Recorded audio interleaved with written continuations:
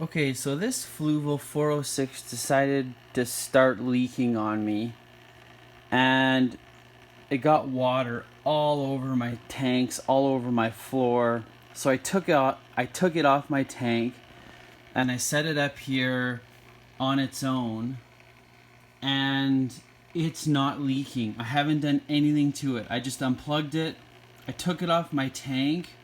I disconnected the hoses, set it back up here, and I have it just running in this bucket because I wanted to see where the leak was coming from, and it hasn't leaked a single drop, which is scary because it got water all over my floor. So this is probably the worst case scenario because I know it leaks and I haven't changed anything on it. I've had it running here for 2 days, and I dose a little bit of ammonium to keep the beneficial bacteria alive. You gotta keep them fed, and it hasn't leaked. So I'm actually gonna set it back up on the front of my 120-gallon Bosemani tank and see if it starts leaking again, because honestly I don't trust this thing. Okay, so I got the 406 set back up here on the tank, and I'm just gonna leave it here for, I don't know, as long as I can tolerate this ugly thing disrupting my view of the tank. But it's set back up, and I've double checked everything that you think would leak. For me, the most problematic point has been the seal between the motor head and the case. That hasn't leaked one drop. And you've seen in my other videos how I apply airline tubing to these clamps to get it to seat properly. And as you can see, it's seated really well. The other point it can probably leak is the 2 O-rings connecting the hoses to the motor head. That's not leaking at all. And then these cheap plastic hoses can easily crack, and that's actually a really hard one to figure out.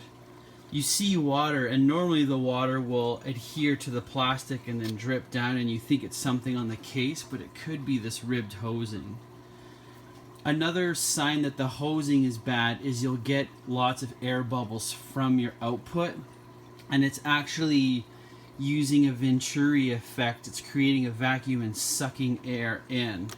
So that's another thing to look out for. So this thing's not leaking, but I'm not going to trust it for a couple more days because the canisters for this tank are behind, and it was such a mess to clean up.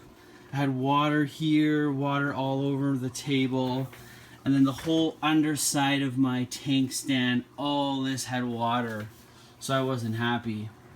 The last thing I'll quickly mention is if you go find pure ammonia, literally it has to be pure. You can't have any surfactants or any crap like that in it.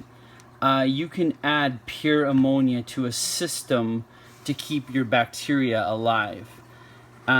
This stuff, I was really disappointed. I called the company and asked for a concentration so that I could dose it appropriately, because if you overdose ammonia, you're going to kill everything, including your bacteria.